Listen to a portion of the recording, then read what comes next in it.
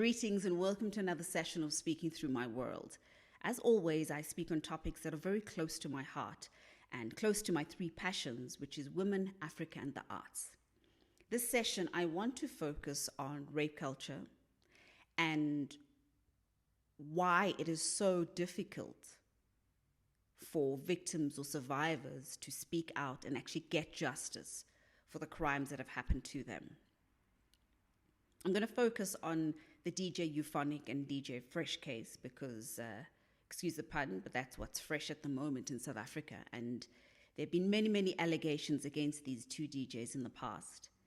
And I'm going to focus on that because I want to give examples of how power and fear can easily govern these type of situations, and the use of power, and as we know, abuse is about power, and the focus on, especially if the alleged perpetrators are public figures, politicians, and wealthy, high-profile people, how easy it is for them to control narratives, how easy it is for them to intimidate and instill fear in people, and then also galvanize support from other people, including the press. So one of the things that people always say when one wants to speak out against abuse, and especially if it's happened after a long time, the first level of questioning is, well, why did you take so long to speak out?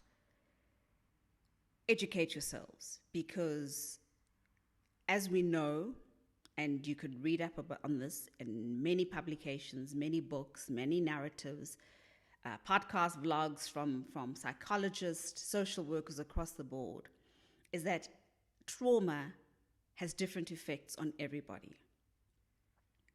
In some cases, people would scream and shout and be able to get away.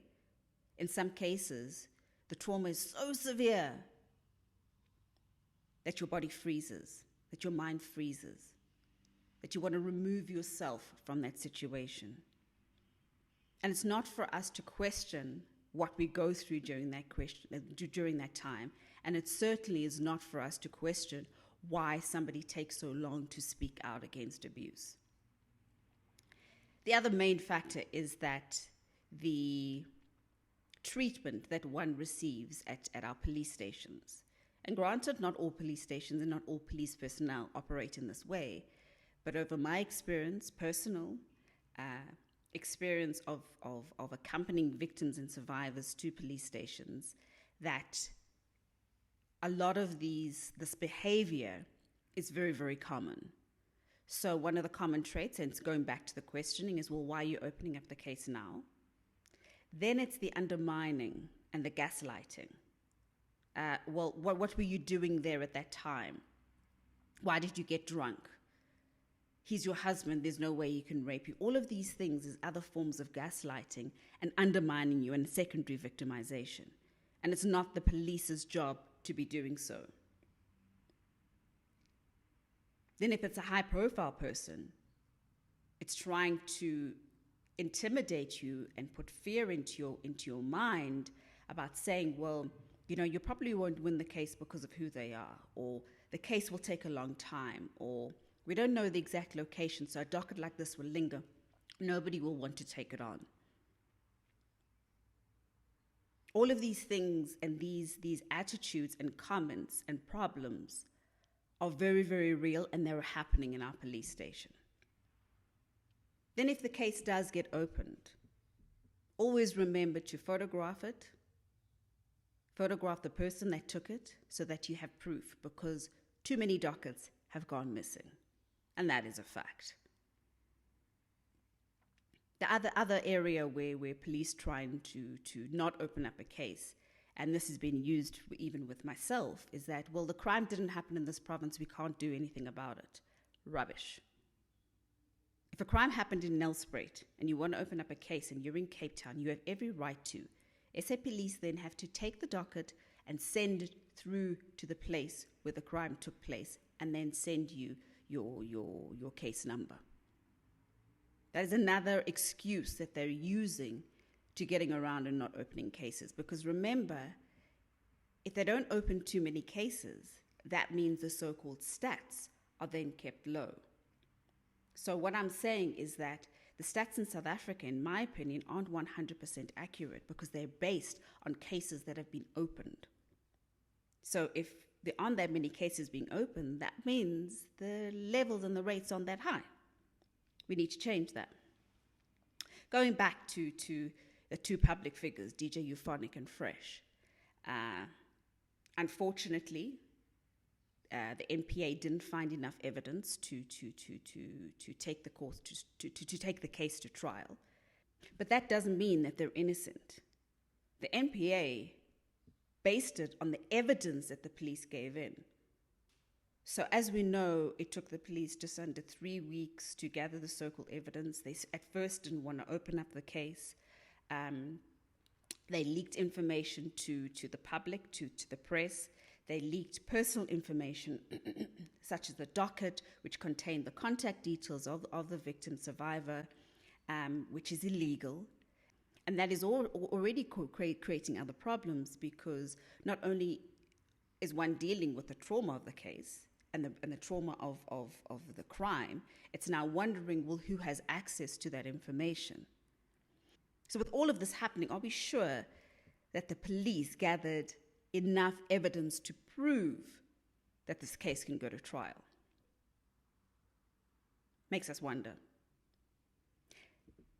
Then, the two alleged perpetrators went on to this whole PR campaign, and we know that they have access to PR and resources, and making infactual comments about the character of the victim survivor, such as, and I quote this, DJ Fresh even said, "I spoke to one of her aunts, and she agreed that she's a pathological liar."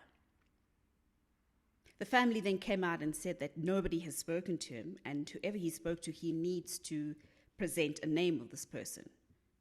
To this day, the name hasn't been presented.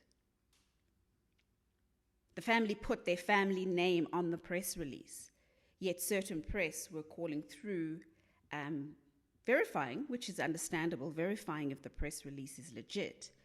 But what I find very strange is that they didn't refer to the family with the correct name. They used another surname. So have you really done your research into this, or are you just glossing over it? Then an example of how our press and how society support and protect perpetrators. Very few news outlets spoke about the press release debunking what DJ Fresh said.